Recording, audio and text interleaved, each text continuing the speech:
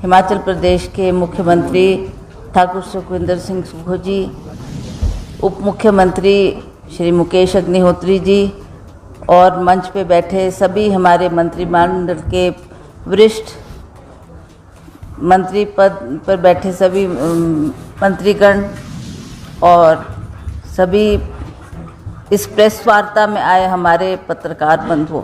आप सबका बहुत बहुत स्वागत है। आप सब जानते हैं कि हम चुनाव का सामना करने जा रहे हैं। हमारे लोकसभा की 4 सीटें हैं जिस पर हमने चुनाव लड़ना है और उसी तरह से हमारी जो उपचुनाव 6 हमारे जो विधायक हमारे को छोड़ के दूसरी पार्टी में शामिल हुए हैं उनको भी हमने ध्यान में रखते हुए ये इलेक्शन का सामना करना है। मेरी आपसे करवत प्रार्थना है कि जैसा हमने कभी भी विकास के मुद्दों से हटकर कोई अन्य बात नहीं की, हमने बार बार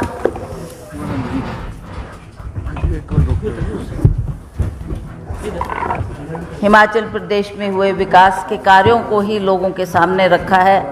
और आप जानते हैं कि अभी पिछले साल हमारे प्रदेश में एक बहुत बड़ा आपदा आई और उस आपदा से निपटने के लिए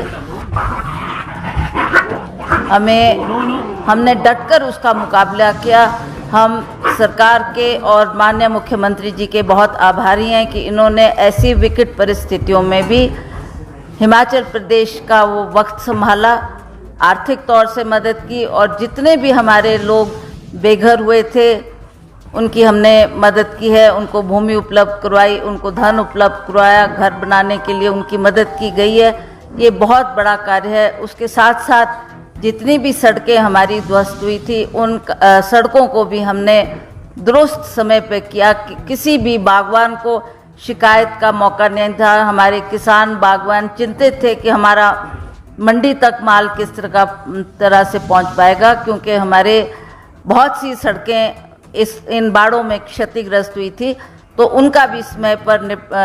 ध्यान दिया गया और उनको सड़क को दुरुस्त करके हमने ये विकास के कार्यों को आगे बढ़ाया है। अब मैं आपसे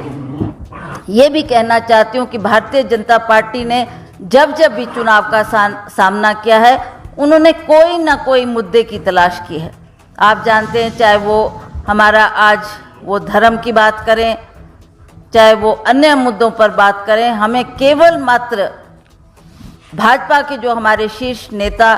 और आदरणीय प्रधानमंत्री जी, जिन्होंने पिछली मर्तबा भी बहुत से हमारे चुनावी वादे हमारे सामने रखे थे, उन्होंने प्राइस राइज को कम करने की बात की, उन्होंने युवा वर्ग को रोजगार देने की बात की, उन्होंने भ्रष्टाचार हटाने की बात की। और आज हम देख रहे हैं कि कितना समय बीत गया परंतु वो किसी भी अपने वायदे पे खरे नहीं उतर पाए। तो आज भी हम इन्हीं मुद्दों को लेकर और ख़ास करके कांग्रेस पार्टी ने जो विकास का काम किया है उन बातों को लेकर हम जनता के दरबार में जाएंगे और जनता से आग्रह करेंगे कि आपने सच्चाई का साथ देना, आपने उन लोगों को चुनकर भेजना जो दिल से हिमाचल प्रदेश की जनता के साथ जुड़े हैं, विकास करना चाहते हैं, अपने क्षेत्र की उन्नति और तरक्की के लिए और बेहतर काम करने का उनको मौका मिले। ऐसा हमने प्रयास किया कि उन्हीं व्यक्तियों को हम टिकट देंगे जो इस कार्य में कई सालों से लगे हुए हैं। तो इसलिए मैं अब ज़्यादा विस्तार पर ना बोलते हुए मैं माननीय मुख्यमंत्री जी से